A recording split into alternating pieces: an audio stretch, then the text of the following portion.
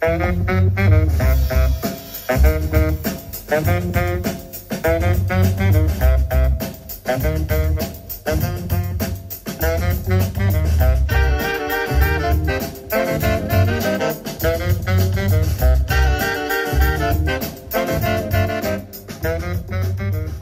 à tous. J'ai le plaisir aujourd'hui, sur le podcast de Diapason, d'accueillir Mboulatine Raveloir-Miss. Bonjour Mboulatine, ravie de t'avoir, toi, sur ce podcast aujourd'hui. Tu fais partie de ces personnes que l'on nous a recommandées, et c'est un joli cercle vertueux qu'on aime bien. Tu as été recommandé par Keta Kanjin, notre premier invité. Donc, on est très content de t'avoir avec nous. Ravi également pour cette invitation et merci beaucoup à toute l'équipe de Diapason. Écoute, Boulatine, est-ce que tu peux commencer par te présenter à nos auditeurs? Parce que des casquettes, tu en as quelques-unes et des passions, tu en as quelques-unes. On t'écoute. Oui, merci beaucoup. Donc, je suis Moulatine Raveloir-Miss. Je me définis comme militante des droits humains à Madagascar et dans le monde. Je suis passionnée par beaucoup de choses, notamment les droits de la femme, les droits de la femme à Madagascar, également la diversité neurologique, comment Dieu a fait que nos cerveaux ne soient pas les mêmes. Et finalement, ma grande passion pour la radio à Madagascar, qui pour moi est dans mon cœur, a une place particulière. Voilà, et puis je suis maman de trois magnifiques enfants et je suis aussi une kickboxeuse. J'adore le kickboxing également. Génial. Voilà. Génial, merci beaucoup. Et ça, je pense que ça donne la tonalité, hein, Boulatine. Tu passes d'un sujet à un autre. Aurait pensé que ça n'a rien à voir, alors qu'il y a il y a une vraie harmonie en fait dans tout ce que tu nous racontes déjà là dans cette présentation. Donc merci pour cette introduction. Et justement, on va pouvoir trouver le fil rouge et cette harmonie de ton parcours. Alors, si je reviens sur ce premier thème que tu évoquais, qui te tient à cœur, qui est celui finalement de la lutte pour la liberté de la femme à Madagascar sous plusieurs angles. Je sais qu'il y a eu un événement juste hier qui s'est tenu à Tananarive et vraiment, ça tombe à pic. Donc, par rapport à des problématiques qui sembleraient peut-être acquises, en Europe ou dans d'autres pays, il y a un certain nombre de combats que tu mènes, pas toute seule, tu vas nous raconter, par rapport à l'avortement, le divorce à l'amiable. Raconte-nous un petit peu ces combats parce que on pourrait penser que c'était des choses acquises et en fait non. Il y a encore de nombreux sujets sur lesquels il faut se battre pour la femme à Madagascar. Oui, merci beaucoup. Comme tu le disais, hier se tenait le 28 septembre la journée mondiale du droit à l'avortement sécurisé. Il y a quelque temps, le 8 mars dernier, la France mettait dans sa constitution le droit à l'avortement sécurisé. Euh, Pourtant, à Madagascar, ce droit n'est pas acquis et il n'y a pas d'exception. Parce que vous le savez, l'article 317 du Code pénal malgache interdit l'interruption de grossesse, peu importe les circonstances. Ça veut dire que même si une femme a, on va dire, l'hypertension qui n'est pas compatible à une grossesse et qu'elle doit arrêter une grossesse, les médecins ne peuvent pas la sauver. Les médecins ne peuvent dire que malheureusement, madame, allez préparer votre funéraille parce que moi-même, je ne peux rien pour vous. Et imaginez la situation d'une femme qui doit subir cette loi injuste. Et également pour ces toutes petites filles qui se font, qui sont victimes de violences sexuelles, notamment les viols, les incestes qui sont malheureusement monnaie courante à Madagascar, on ne peut rien faire. Donc, hier, pendant cette journée internationale, nous souhaitions vraiment euh, attirer l'attention sur le cas de Madagascar ouais. parce que cette loi qui interdit l'interruption de grossesse est une loi que nous avons héritée du Code napoléonien de 1810 de la France. Mais la France qui a imposé cette loi est partie tellement devant nous et que nous, anciens pays colonisés, on est resté là sans pouvoir avancer. Et également, je rappelle qu'avant la colonisation, nos reines avaient une perception déjà assez poussée du droit à disposer de son corps et que l'avortement était une pratique sociale qui était courante également. Hier également, nous avons rappelé les différents combats du mouvement Nifnakang que nous avons fondé avec deux autres magnifiques dames il y a 5 ans de cela, parce que comme tu le dis, il y a tellement de choses qui semblaient être évidentes qui ne le sont pas à Madagascar. Par exemple, à Madagascar, une femme monoparentale n'est pas chef de famille. Ouais. Il faut qu'elle soit liée à un homme pour pouvoir avoir le carnet de famille, alors que ce carnet est utilisé très couramment dans la vie quotidienne, ne serait-ce que pour aller inscrire l'enfant à l'école. Donc, une femme qui s'est fait larguer par son mari ou son compagnon avec 2 enfants n'est pas reconnue comme étant une famille avec ses enfants, alors que pourtant, chaque jour, c'est elle qui pourvoit à ces enfants-là. Il y a également d'autres luttes comme le divorce à l'amiable, et pour nous, être féministe, c'est aussi autant souhaiter que les femmes soient considérées, mais se battre aussi pour le droit de certains hommes qui, euh, dans des divorces toujours conflictueux, s'en sortent également perdants. Euh, Aussi, nous pensons vraiment qu'il faut accélérer, parce que dans un pays comme Madagascar, personne, ni les politiques, ni les gouvernants, ni les citoyens ne diront être contre le droit des femmes, mais dans les faits, dans la réalité, il faut que nous puissions vraiment avancer et qu'il y ait des changements palpables au niveau de notre société pour la génération future, mais pour la génération qui est là actuellement également. Merci beaucoup, Moulati. Voilà un peu le combat. Bah écoute, merci beaucoup déjà de nous mettre dans le sujet, de nous plonger dans ce sujet, parce que moi, j'avoue humblement, je n'étais pas consciente de ces problématiques à Madagascar. Étant malgache, habitant en Europe, certes, mais je n'étais pas du Mhm. tout consciente de ces problématiques. Donc, c'est important aussi que, de façon plus élargie, on soit sensibilisé sur ces changements à opérer. Qu'est-ce que, quels sont les freins aujourd'hui que vous constatez? Quels sont les... Il y a des tabous aussi, indépendamment de la loi. Tout ce qui est, par exemple, pratique courante de l'inceste. Quels sont les tabous et quelles ont été un peu vos surprises en tant que femme, en tant qu'être humain tout court, quand vous avez commencé à creuser ces sujets-là dans la société? Et ensuite, au niveau même de l'institution, comme tu dis, puisque c'est à ce niveau-là qu'il faut changer les choses, au niveau de la loi qu'il faut changer les choses. Oui, moi je pense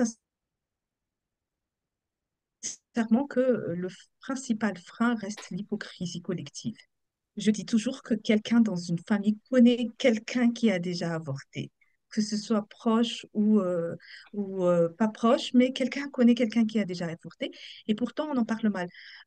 Hier, on avait par exemple présenté une étude sur les pratiques de l'avortement dans les centres hospitaliers à Antananarivo, le centre hospitalier de Bivilatan. Ce qui s'est passé, c'est qui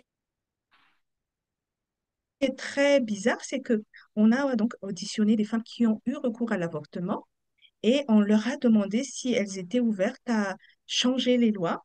Et malheureusement, beaucoup d'entre elles disent que non, il ne faut pas changer les lois, il faut que ça reste là.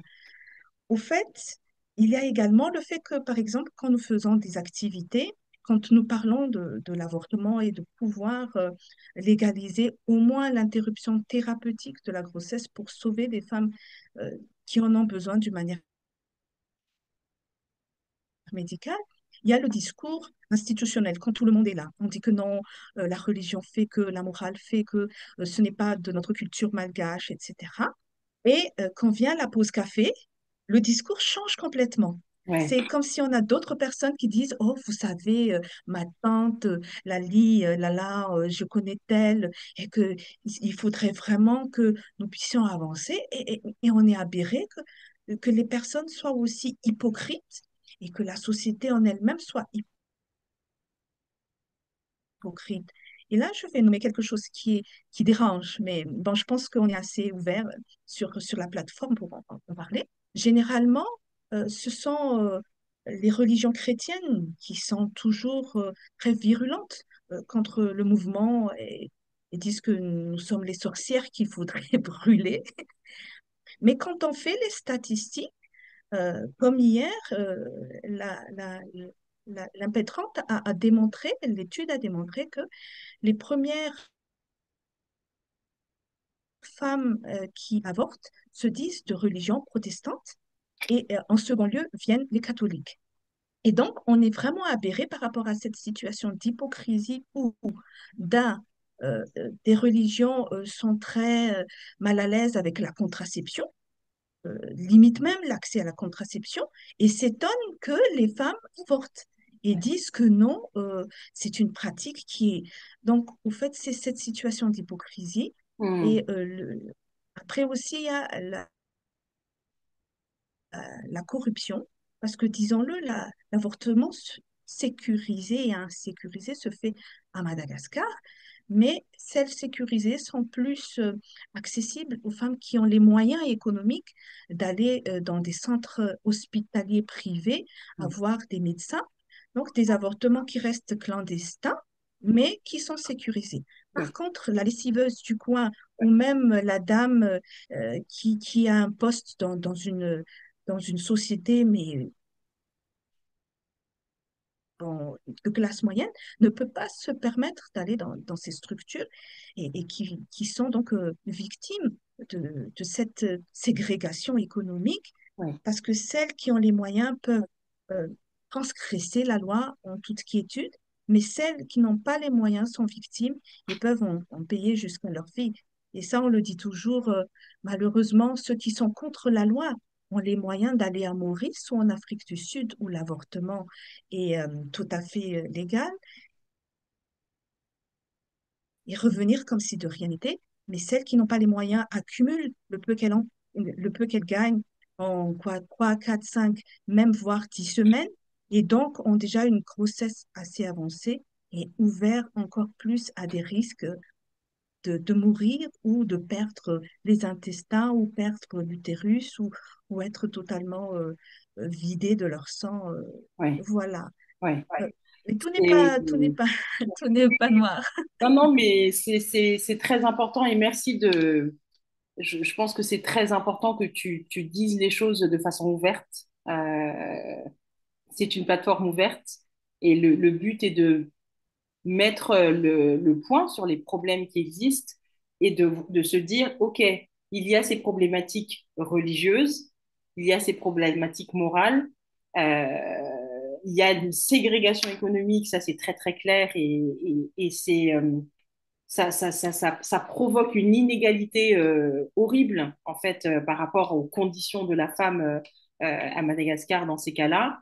Et moi là, ce que j'entends de ce que tu dis, c'est le fameux Matkenamas aussi malgache euh, qui euh, qui illustre bien cette hypocrisie dont tu parles et où à un moment donné, pour avancer, il faut sortir de cette mentalité-là parce qu'elle ne nous aide pas en fait, en termes d'émancipation.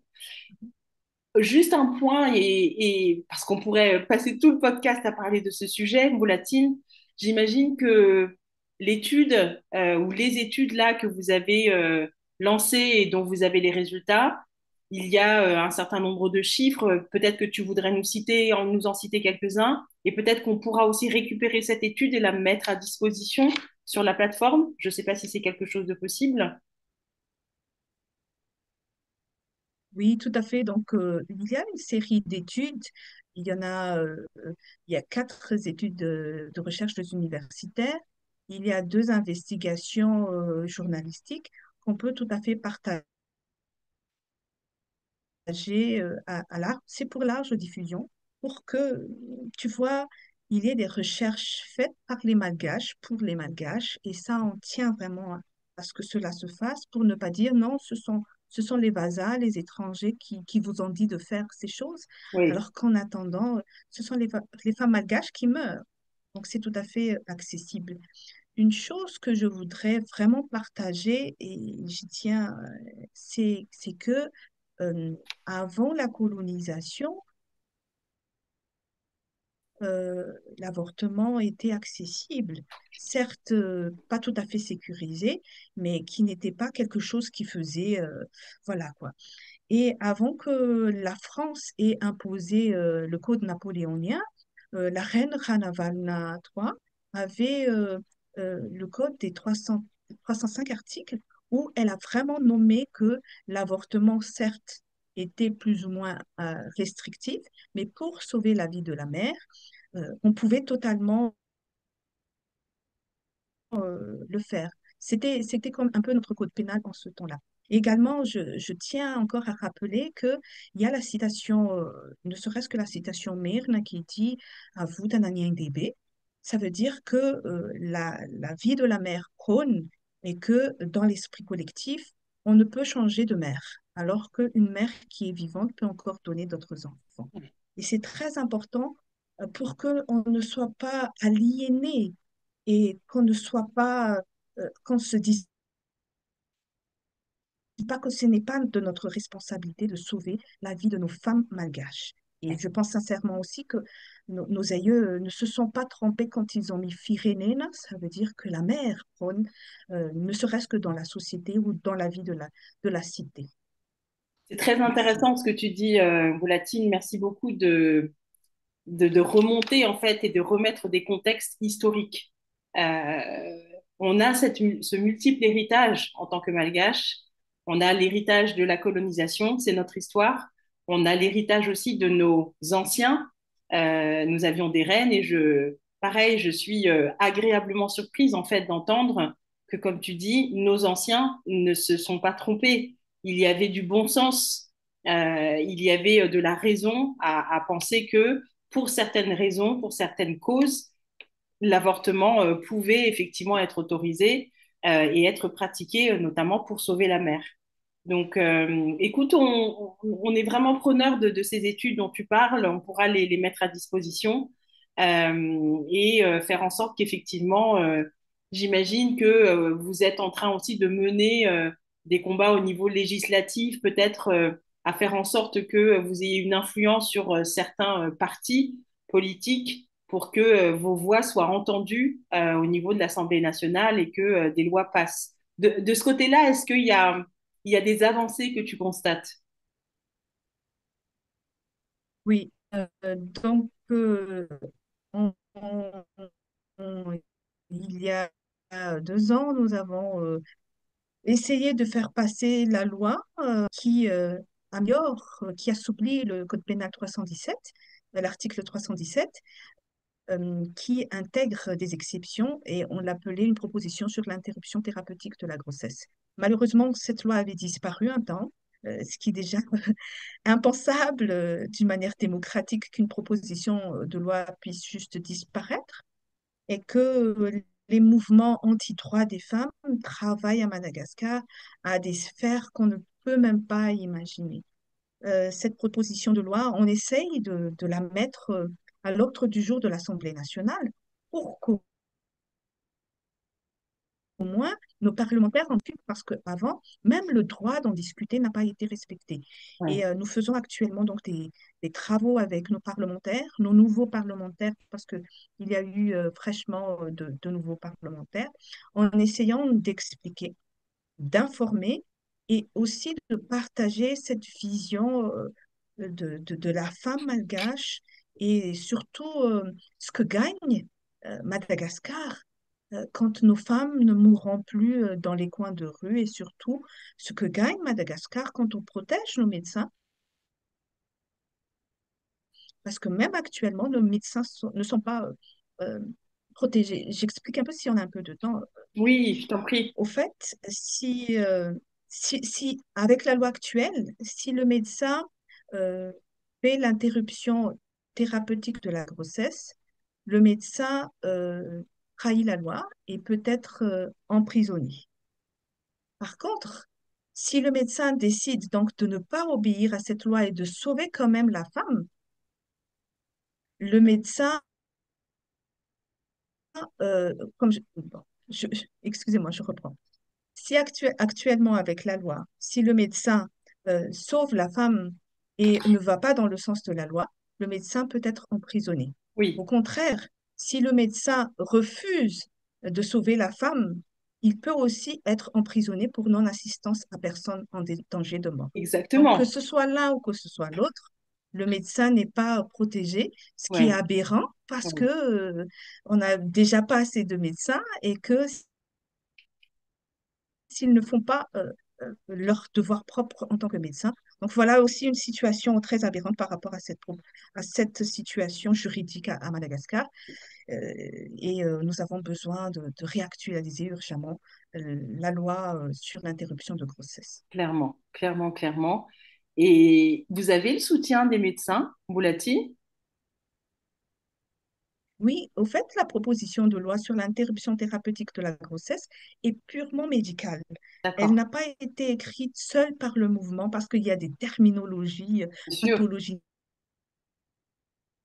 nani, nanana. C'était vraiment l'ordre des médecins avec l'ordre des gynécologues, les paramédicaux. Tout le monde s'est mis à écrire et à réfléchir sur comment techniquement on peut aboutir au moins à un consensus pour sauver les vies. Et ça a été introduit vraiment d'une manière optimale avec l'aide de tout le monde. Malgré cela, on était très désolés que même les médecins n'ont pas pu avoir la chance ou le droit même d'expliquer aux parlementaires ce que c'est. Ce que, oui, le parlementaire peut savoir tout, mais l'aspect technique des choses euh, n'a pas été respecté. Mais quoi qu'il en soit, on ne s'est pas arrêté à ça, même si la proposition de loi n'est pas passée. Pour les techniciens, que ce soit médecins, le corps médical, les psychologues, nous travaillons actuellement euh, au document de mise en œuvre de cette loi quand elle va passer, parce qu'on est sûr que ce n'est qu'une question de temps. Donc, on est déjà en train de voir le décret d'application de la loi sur l'IDG et c'est déjà prêt. C'est déjà prêt, c'est déjà finalisé. Et on continue toujours à récolter les recommandations. On a déjà fait des réunions au niveau national, au niveau régional, et on est prêt. Tout le monde est prêt. Espérons juste qu'on aura des parlementaires assez courageux et aussi des champions dans le gouvernement pour que d'ici, tu vois, l'année prochaine, dans le monde entier, on puisse se dire, ah, enfin, Madagascar a avancé et l'interruption thérapeutique de grossesse a été Ouais, acceptée à Madagascar et ça va faire beaucoup de bruit et beaucoup de bien à notre pays. exactement. Merci en tout cas de mener ces combats. Là, quand je t'entends, je me remets un petit peu dans l'atmosphère de Simone Veil en 74. C'était pas il y a si longtemps que ça, en fait. Donc, effectivement, on va y arriver. On va y arriver et ce sera une très belle nouvelle pour les femmes et pour Madagascar.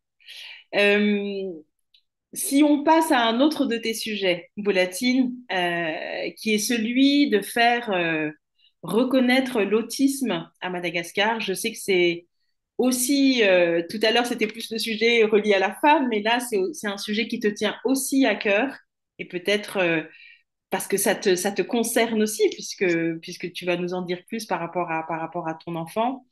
Euh, où est-ce que vous en êtes? Je sais que de ce côté-là, tu te bats aussi pour vraiment changer le système, ne pas faire en sorte que ce soit juste une sorte de petit combat de côté. Dis-nous en plus, parce que là aussi, je pense que dans un pays comme le nôtre, comme Madagascar, c'est pas évident et c'est un chemin difficile. Oui, tout à fait, comme tu le disais, ça me tient à cœur et ça me tient à corps parce que tout est parti d'un petit garçon que j'ai, qui est maintenant un jeune homme de 14 ans. Il y a 11 ans de cela, je découvrais qu'il était autiste après de multiples combats, que ce soit chirurgical, des chirurgies à tort, parce qu'il y a eu des faux diagnostics, et que maintenant ce soit un jeune homme qui est plein de vie et qui inspire beaucoup de personnes à Madagascar. L'autisme, il y avait 10 ans, était vu comme les fruits du diable, que l'enfant avait le démon, ou que la maman avait aussi le démon. Je m'en souviens d'un oncle qui disait, bah, il faut t'exorciser parce que je suis sûre que c'est parce que tu as le démon que l'enfant est comme ça. Et que quelquefois aussi, on pense que c'est le fruit du gris-gris de quelqu'un, ou voilà. Mais beaucoup pensent également que c'est parce que les parents ont fauté quelque part, ce sont des mauvais parents et que c'est pour ça que l'enfant est comme ça. Il y avait 10 ans, on se battait seul. L'association était encore toute petite, Autisme Madagascar. Et actuellement, nous sommes très fiers parce que Autisme Madagascar compte 9 antennes. Et je viens de voir que notre groupe Facebook fait maintenant 22 000 adhérents, ce qui fait chaud au cœur. Mais, comme on dit en malgache, fal saïr, Anna, euh, à la fois contente, mais aussi à la fois perturbée, parce que je me dis que s'il y a autant d'adhérents sur les réseaux sociaux, ça veut dire qu'il y en a des centaines et des milliers d'autres qui ne sont pas sur les réseaux sociaux et qui n'ont pas forcément accès à l'information. Mm. Si l'autisme qu'on parlait était plus sur les signes de l'autisme, je suis très contente que même quand les policiers retrouvent un enfant égaré dans la rue, ils peuvent directement voir les signes de l'autisme et dire dans leurs annonces sur les réseaux sociaux, tel enfant a été vu, nana, à tel endroit, il présenterait quelques signes de l'autisme, ce qui fait que on se dit que les formations qu'on a données aux policiers, aux gendarmes et à tout autre partenaire a quand même eu des impacts. Falsaïr également parce que au départ, on parlait plutôt de l'autisme infantile, comment prendre en charge les enfants. Et mon petit qui avait 2 ans et demi, 3 ans en ce temps-là est maintenant un adolescent de 14 ans qui a des besoins tout à fait différents, des agissements tout à fait différents. Et on se dit qu'en disant, il faut qu'on continue le combat et à, qu'est-ce que je pourrais dire, à inventer dans le vide quelque chose qui devrait pourtant être structurel. Parce que les parents seuls ne peuvent pas protéger l'enfant et lui assurer toute une vie, parce que fatalement, les parents vont mourir. Et quand les parents vont mourir, il serait bien que le système soit assez fort pour garantir tous les droits, mais je dis tous les droits de nos enfants, de nos adolescents, de nos adultes et de nos aînés autistes, parce que on est autiste et on meurt autiste. Et Mm. quand les parents ne seront plus là, qu'est-ce qui va en devenir? Mm. Également, le fait que dans le monde entier, le nombre de personnes autistes augmente chaque jour. Et il serait dommage qu'un jour on soit surpris que une personne sur trois soit autiste et on se dit, oh, on l'a pas vu venir, alors que dans le monde entier, on est en train de voir comment le système étatique puisse serrer ces personnes depuis la petite enfance jusqu'à ce qu'ils soient de vieilles personnes qui nécessitent quand même des accompagnements. Ouais. Voilà le combat pour l'autisme. Je pourrais en parler très longtemps, vu que ça me tient vraiment à cœur et à corps. Et d'accord. C'est le cas de le dire. Ce que je trouve très intéressant et admirable, Boulatine, c'est que vous parveniez en fait, comme pour le combat par rapport aux libertés des femmes, vous parvenez à vraiment adresser, comme tu le décris si bien, cette protection structurelle. C'est-à-dire faire en sorte que ce soit reconnu comme un fait de société et qu'il faut effectivement, de façon verticale et horizontale, mettre en place un système pour que, à tous les âges et de façon distinguée, en fait, au niveau des métiers. Là, quand tu me parles des polices, des formations pour des policiers pour qu'ils soient sensibilisés et qu'ils reconnaissent les signes de l'autisme, c'est un travail phénoménal d'arriver en fait à imprégner la société dans toutes ses composantes de cette existence-là. Donc, je ne sais pas si tu as une histoire ou un exemple à nous partager, mais comment vous faites en fait? Euh, c'est tellement difficile à Madagascar déjà de faire reconnaître un certain nombre de choses. Comment vous faites pour parvenir effectivement à ce type de reconnaissance-là?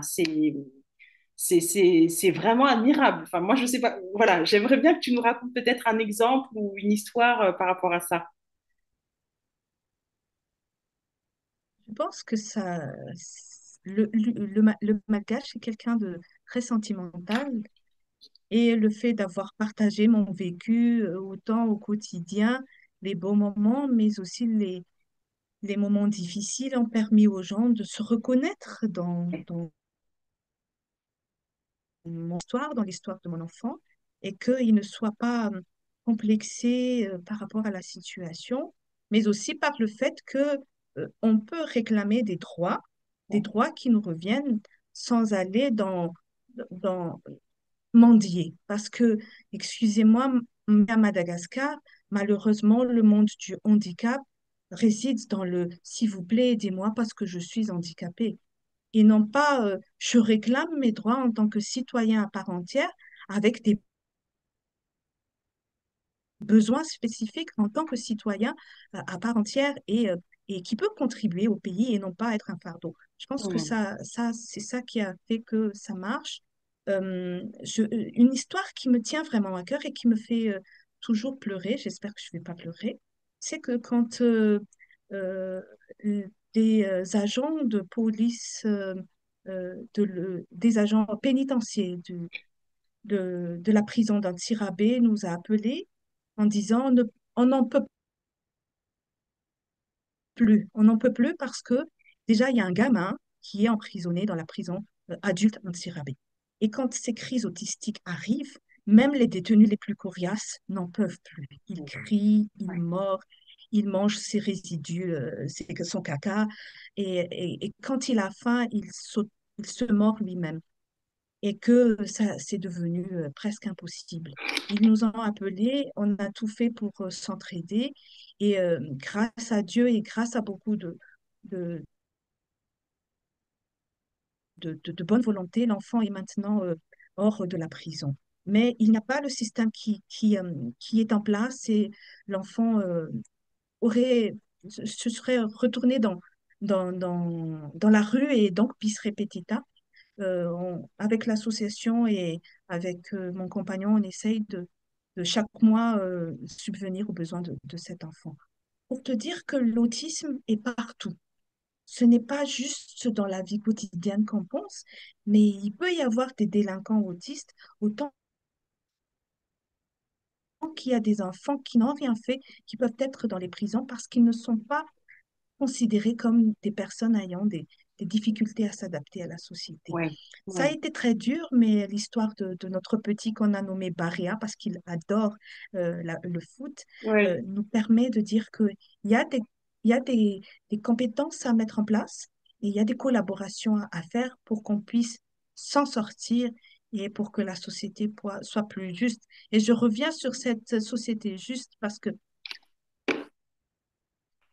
vous savez, l'autisme, ne, il n'y a pas qu'on soit riche ou qu'on soit pauvre, on peut avoir un enfant autiste, un membre de la famille autiste.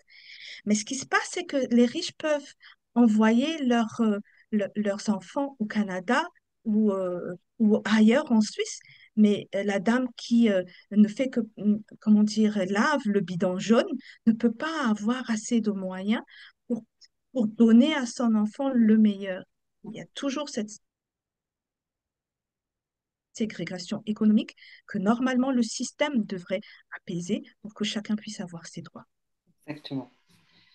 Merci beaucoup, Moulatine. C'est très émouvant. Et je trouve que je trouve que tu arrives très très bien en fait à nous faire comprendre les conséquences, c'est-à-dire que effectivement un enfant autiste aujourd'hui, potentiellement, comme tu dis, il peut être mis en prison parce qu'en fait, il n'est pas conforme, en tout cas, il ne semble pas être conforme avec l'idée qu'on s'en fait d'un enfant normal. Et donc, nous connaissons aussi les conditions de nos prisons à Madagascar et c'est vrai que ça, voilà, ça aggrave encore plus en fait la situation. Merci de le partager et je pense qu'il y a à chacun de voir comment il peut participer en tous les cas aux changements qui sont opérés de ce côté-là. Euh, Pareil, hein, on pourrait y passer tout un épisode, mais il faut qu'on parle aussi de ta troisième passion. Euh, Oui. de ta troisième passion, alors qui, pareil, moi, quand on en a parlé toutes les deux là pour la première fois, je, je me suis dit, tiens, les radios. Mais comment ça, les radios? 250 radios. Et après, quand tu m'as expliqué cet attachement à la tradition orale, cet attachement aussi à faire en sorte qu'il y ait plusieurs voix qui soient entendues, j'ai trouvé ça magnifique et encore plus dans le pays d'où l'on vient, c'est-à-dire que ce pays qui est empreint d'oralité et ce pays qui a besoin de plusieurs voix, justement. Euh, Raconte-nous, dis-nous en plus sur ce dada des radios que tu as. Oui, je pense que tout est parti un mercredi après-midi où notre maman nous a menés à la radio nationale malgache et qu'il y avait plein d'enfants qui étaient en file indienne pour parler à la radio. Et le truc, c'était Yirasa Anotsenzer, tu veux faire une poésie ou tu veux chanter? Et Ouais, qu'on parle, oh, je veux faire une petite chanson et tu fais la chanson. Et après, tu dis non, je dédie cette chanson à mon grand-père qui est en train d'écouter la radio. Et tu vois, c'est très émouvant parce que tu te souviens qu'à ce moment-là, quelqu'un t'entendait au loin et qui attendait que tu parles à la radio. ouais, Ça ouais, m'a vraiment marqué et je pense que ça marque beaucoup de notre génération, la quarantaine, la cinquantaine, même la soixantaine, avec la radio nationale malgache. La radio, c'est une passion qui m'est venue également il y a plusieurs années comme ça, quand j'ai occupé un poste à Search for Common Ground à Madagascar, où j'étais donc la coach pour une association naissante qui est la Coalition des radios pour la paix. Euh, Ce qui m'a surtout touchée, c'est que la radio nous permet d'avoir une télévision dans la tête. Parce que, par exemple, quand on a les théâtres radiophoniques à midi, il n'y a pas d'image, mais chacun essaye de faire son image dans la tête. Et je trouve que c'est magnifique parce que concrètement, contrairement à la télé, il n'y a pas une image imposée. Chacun construit son rêve et chacun, ça reste des souvenirs. Peut-être que les gens de la diaspora se souviennent des théâtres radiophoniques de Harry Combs, Ranji, des séries policières où il dit ah, Oulette Diatanakti, j'ai un fusil dans la main. Ah, papa. Et tu vois, ce sont des choses qui nous font rire et quand tu ouais, entends des choses comme ouais, ça nous fait du bien. ouais, Également, la radio dans la situation de Madagascar est le seul média accessible de par déjà que beaucoup de gens ne savent ni lire ni écrire, mais la couverture géographique est très étendue. On n'a pas besoin d'acheter une poste de télévision. On a la radio solaire, et on peut avoir l'information peu importe où on est à Madagascar. Également, la radio est devenue un élément de communication. Tel village envoie un message à une radio pour un tel village, et tu vois, ça connecte. À un certain moment, par exemple, à Fianarantsoa, du côté de Fianarantsoa, les vols des zébus étaient très, très répandus. mm, Et c'est par les messages à la radio que la gendarmerie pouvait savoir où se trouvaient les incidents, etc. Et c'était vraiment magnifique de cette collaboration entre les villages. Et la radio réunit tout le monde, autant les jeunes que les vieux, que les moins jeunes. Et pour moi, la radio, il faut préserver la radio qui petit à petit disparaît, préserver les métiers de la radio qui petit à petit disparaissent, notamment, je peux nommer les acteurs et les auteurs de théâtre radiophonique. Il y Ouais. en a très peu de plus en plus parce que nos aînés meurent et il n'y a pas ce renouvellement des compétences. Pourtant, ça cache beaucoup de traditions orales qui nous sont chères et qu'on peut encore, je pense, partager à nos enfants. Je l'espère bien. Ouais. Merci beaucoup, Mboulatine, sur ce sujet. Et il est vrai que ce qui est aussi très intéressant dans ce regroupement, c'est que vous arrivez à rassembler des voix qui ne se ressemblent pas, des avis qui ne sont pas les mêmes.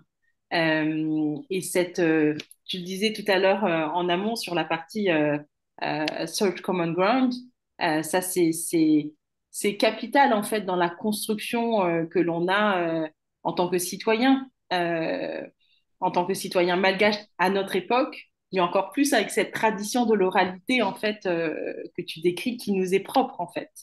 Donc je sais pas, il y en a certains qui commencent à faire peut-être des podcasts ou tu sais des histoires pour enfants un peu en mode théâtre radiophonique comme tu dis. Moi je pense que des enfants ce serait passionnant qu'ils puissent écouter, tu vois, un épisode, deux épisodes tous les jours d'une histoire malgache, un peu comme ce qu'on entendait à 13 heures il y a quelques années, quoi.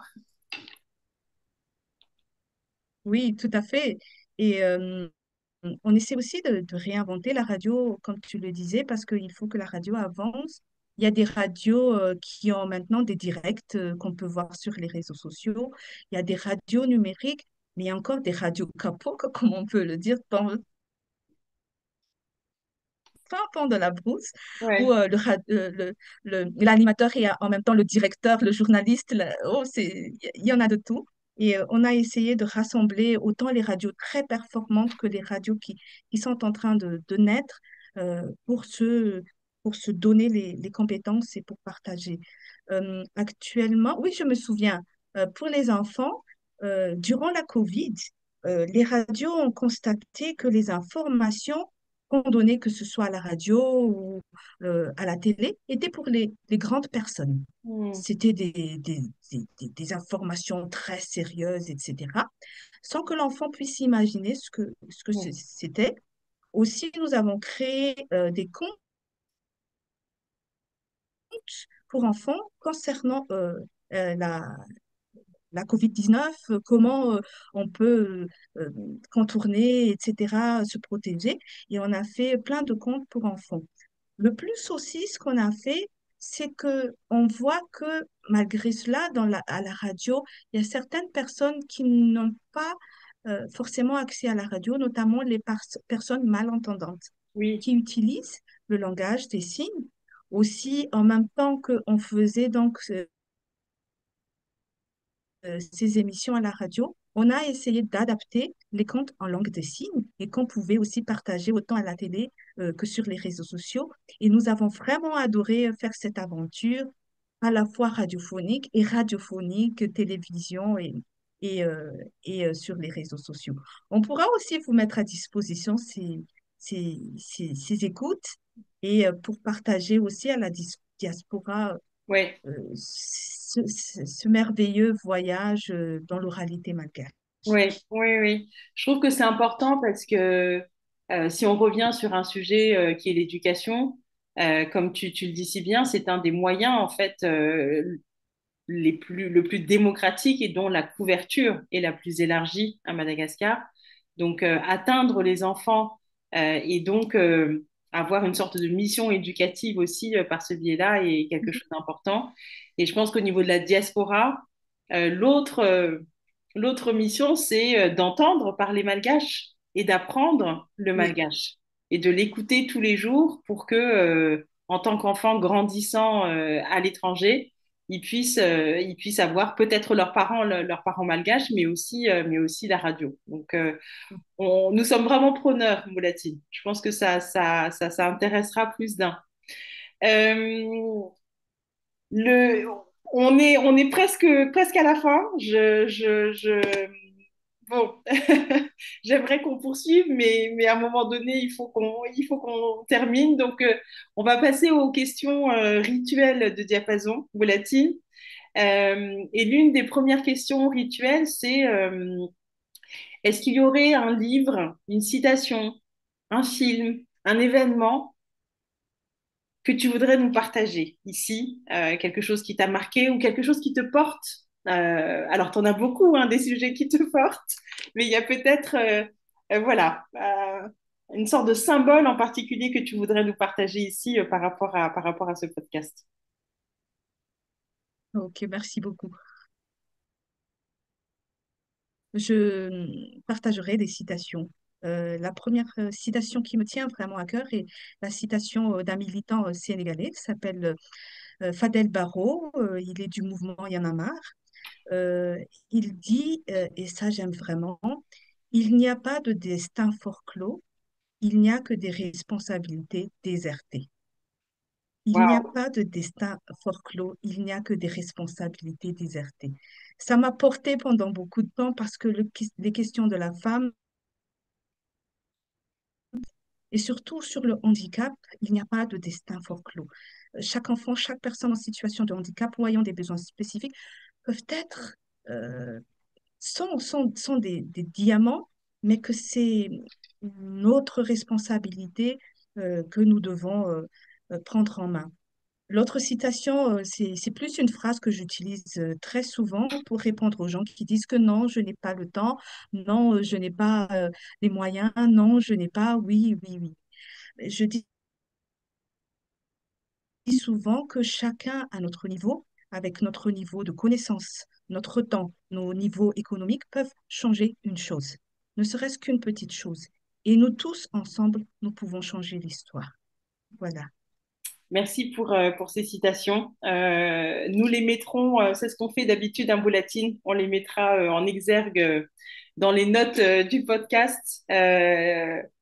Les deux te ressemblent et en tous les cas, je pense qu'elles nous porteront tous aussi par rapport à notre quotidien et les changements qu'on voudrait voir opérer et à Madagascar et dans ce monde. L'autre question rituelle, Boulatine, c'est qui d'autre tu nous recommanderais de solliciter, puisque toi, maintenant, tu es un peu cette première représentante après Kay qui t'a recommandé. Quelles seraient les autres personnes que tu nous recommanderais d'inviter dans ce podcast? Tu peux en citer un ou plusieurs, c'est Euh, vraiment comme tu veux. Je je citerai deux femmes magnifiques que j'adore, Kemba Hanaville, qui est à la fois ma sœur d'armes dans le mouvement Nifnakang et qui est, comme moi, un grand enfant autiste et qui est aussi directrice d'une école.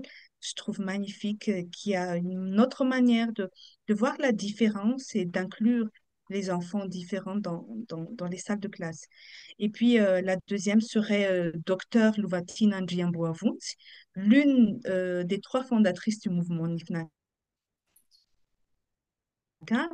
Et cette femme m'épate parce que elle travaille dans tout ce qui est santé mentale.